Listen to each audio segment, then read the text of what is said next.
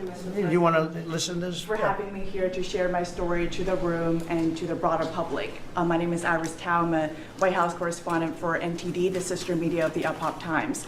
So more than 2 years ago, it was a Saturday morning in broad daylight. I was on my way to work, and a young man with a black ski mask pointed a gun at my face and threatened me to hand over my phone, my wallet, my laptop, and everything else. And when I refused, he used the butt of his handgun to strike me across the face, in the cheek, or what some people call pistol whip me, before running away. And that has deeply traumatized myself and my family. Ever since, I've never dared to walk in the street of DC at night, ever. And my family was extremely worried. So, Mr. President, thank you so much for what you're doing right now, because being honest. such incidents involve not just me, but also my family. If he had shot me, I could have died right there in the middle of nowhere without my families or my friends knowing, at the age of back then, I think 23, just starting my career here in DC without even starting a family. But now I'm very blessed to have this opportunity to. So you had a gun pointed at your head, and you probably figured that he's going to pull the trigger because these are animals that don't know what the hell. They couldn't care less. The pulling the trigger to him is a very minor event, and I'm sure he's done it before. So how did you?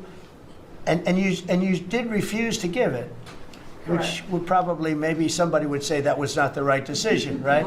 Right. But you refused. But I understand that. So and then he hit you real hard. Yes. It's really amazing that you weren't shot, though, isn't it? I'm very blessed, and that's why having this opportunity to stand here to share my story today. One, I'm very grateful for God for allowing me to still survive to this day, but also to Mr. President. Thank you for now making DC safer. Thank you very much. For us, for our families, for my parents, on my behalf of my parents, and now my baby on the way. Thank you so much.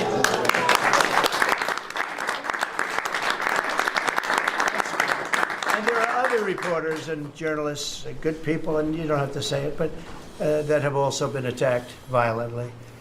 And not violently, too, pretty badly. But, and I bet you see a big difference in the streets right now. And this is only 12 days, but people are telling me they're going out to dinner now. They haven't, I told my friend, but I have a lot of friends that are going out to dinner all the time now in D.C., and they weren't doing it 12 days ago. They would never even think. One of my friends went out 5 times. It was 4 times the last time I told. Now it's 5 times. He said, I love going out to dinner, and restaurants are starting to open again. A lot of them closed because, nobody wanted to go into a restaurant. Nobody wanted to get to a restaurant or even sit in the restaurant. But you see a big difference now, don't you? I do pass by Union Station every day on my way home, and I do feel a lot safer seeing the trucks right outside, seeing the National Guard troops members right outside. It just made me feel like I'm hopeful about DC again, and one day hopefully we can raise our family here. Thank you very much. It's nice. And those are tough troops, too. Those are not politically correct troops. We don't have politically correct anymore. We have tough guys, tough people, including some tough women.